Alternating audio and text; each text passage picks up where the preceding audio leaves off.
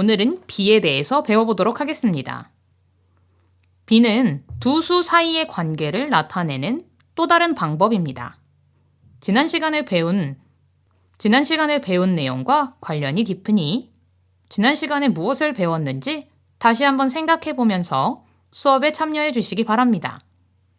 참고할 수 있는 교과서 페이지는 76쪽과 77쪽이므로 교과서를 사용해서 함께 보면서 익히셔도 좋습니다. 지난 시간 익힘책 문제인 피자수와 모두먼수 문제입니다. 이 문제에서 우리는 두 양의 관계를 비교할 때 뺄셈으로 비교하는 방법과 나눗셈으로 비교하는 방법을 배워보았는데요. 나눗셈으로 비교하는 방법은 두 값을 나누어서 나오는 것이 일정하다라는 것으로 비교할 수 있었습니다. 바로 이것에서 비라는 개념이 나오게 됩니다. 두 수를 나눗셈으로 비교하기 위한 그것을 기호를 이용해서 나타낸 것을 바로 비라고 합니다. 간단하게는 3대 2 이렇게 나타내기도 하는데요. 평소에 잘 쓰지 않는 것 같지만 비는 의외로 우리의 삶 속에 많이 사용되고 있습니다.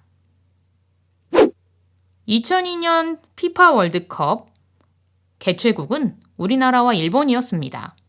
우리나라와 이탈리아와의 경기가 기억에 남습니다. 그때 경기 결과는 2대 1이었습니다. 이렇듯이 우리의 삶 속에서도 많이 사용되는 비는 점수가 있습니다. 3대 2, 5대 1 또는 100대 40 이런 식으로 말이지요. 이것 말고도 음식을 만들 때 식초가 3, 설탕이 1 이런 식으로 양을 비로 나타내곤 합니다. 그럼 3대 2에 대해서 조금 더 자세하게 알아보도록 하겠습니다. 문장으로 표현하거나 말로 나타냈을 때에 헷갈리는 부분이 좀 있습니다. 하나씩 살펴보면서 4가지 방법으로 읽는 방법을 모두 잘 숙지해 주시기 바랍니다. 먼저 비는 2가지 부분으로 나타나게 되는데요. 첫 번째로 앞쪽 부분은 비교하는 양이라고 부릅니다. 이 땡땡을 기준으로 앞쪽은 비교하는 양, 뒤쪽은 기준양이 되는 것이지요. 이 그림을 잘 익혀주시기 바랍니다. 비를 읽는 여러 가지 방법이 있다고 아까 말씀드렸는데요. 첫 번째는 3대 2, 두 번째는 3과 2의 비. 여기까지는 순서대로이기 때문에 보이는 대로 쓰면 됩니다.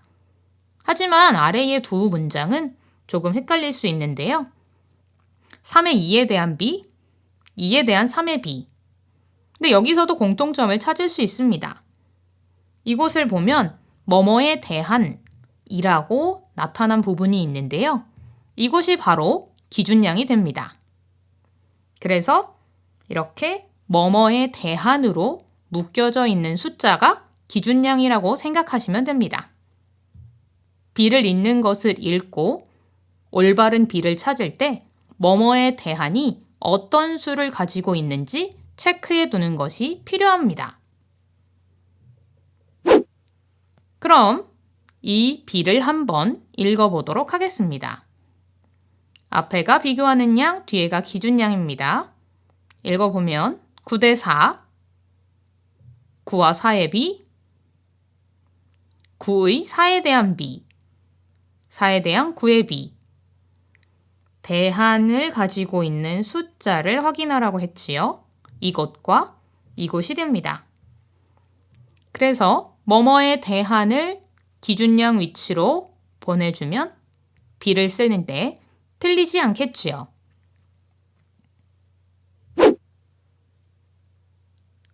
(2와 9의 비는 어떻게 쓸 수 있을까요? 네, 맞습니다. 2대 9이지요. 두 번째로 3에 대한 7의 비입니다. 대한을 확인해서 보면 3이 기준양, 그래서 7대 3이 됩니다. 다음으로 11의 2에 대한 비. 이것도 뭐뭐에 대한을 묶어보면 11대 2. 2가 기준량인 것을 알 수 있습니다. 마지막으로 30대 40은 너무 쉽죠? 네, 이렇게 쓸 수 있습니다. 문장으로 된 문제에서도 비를 찾을 수 있어야 하는데요. 슬기는 빵을 만들기 위해 밀가루 8컵에 설탕 3컵을 넣었습니다. 밀가루 양에 대한 설탕량을 B로 나타내어 보세요. 먼저 확인해야 할 것은 각각의 양인데요. 밀가루 양은 8, 설탕량은 3이었습니다. 그 다음으로 확인해야 하는 것은 두 개 중에 어떤 것이 기준량인가 하는 점입니다. 밀가루 양에 대한이라고 썼기 때문에 밀가루의 양이 기준량이 되겠네요. 비교하는 양 대 기준량. 이것이 B의 약속이었기 때문에 기준량인 밀가루 양을 먼저 넣어주면 8, 그리고 설탕량을 써주면 B는 3대 8이 됩니다. 다음으로 기준량이 다른 하나는 어느 것인지 골라보세요. 1번은 6대 9, 9가 기준량이고요. 2번은 4와 9의 비이므로 또 9가 기준량이 됩니다. 3번의 경우 뭐뭐에 대한 이 9를 가지고 있기 때문에 9가 기준량이 되고요. 4번은 5의 9에 대한 비, 이번에도 뭐에 대한이 9에 있지요. 5번은 9의 8에 대한 비입니다. 대한이 8을 가지고 있기 때문에 기준량은 8이 됩니다. 그래서 보기 1번에서부터 5번의 문제 중 기준량이 다른 하나는 5번이 되는 것입니다. 3대 2와 2대 3은 다를까요? 네, 다릅니다. 간단하게 따져보면 3대 2는 3이 비교하는 양, 2가 기준량. 2대 3은 2가 비교하는 양, 3이 기준량이기 때문입니다. 순서에 따라서 완전히 다른 비가 되니 주의해 주시기 바랍니다. 다음 시간에는 비를 조금 더 심화하는 과정인 비율에 대해서 배워보도록 하겠습니다.